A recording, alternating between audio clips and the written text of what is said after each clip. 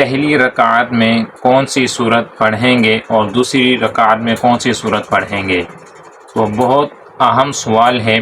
تو اس حوالے سے کئی لوگوں کو اشکال رہتا ہے کہ پہلی رکعت کے اندر کون سی صورت پڑھیں گے اور دوسری رکعت میں کون سی صورت پڑھیں گے۔ تو یاد رکھیں کہ ترتیب سے قرآن پاک پڑھنا یہ تلاوت کے واجبات میں سے ہے، یعنی کہ آپ اگر پہلی رکعت کے اندر جو آپ صورت پڑھ لیں گے، مثال کے طور پر اگر آپ نے پہلی رکعت کے اندر قل یا ایھا الکافرون یہ پڑھ لیا، تو اب اگلی رکعت کے اندر آپ کو اس سے آگے والی صورت پڑھنی ہے۔ جیسے اس سے آگے اذا جاء نصر اللہ ہے، وہ آپ نے تلاوت کرنی ہوگی۔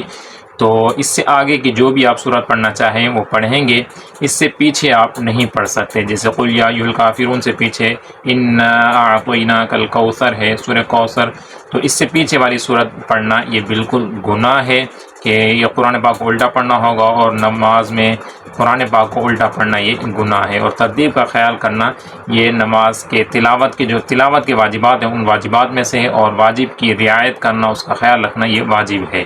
لہذا اگر کوئی جان بوجھ کر قرآن پاک کو نماز کے اندر الٹا پڑھتا ہے کہ پہلے ایک صورت پڑھ لی اور اگلی رکعت کے اندر اس سے پیچھے والی صورت پڑھتا ہے، تو یہ اس طرح سے انسان گناہ گار ہوگا۔ اس چیز کا خاص خیال رکھیں۔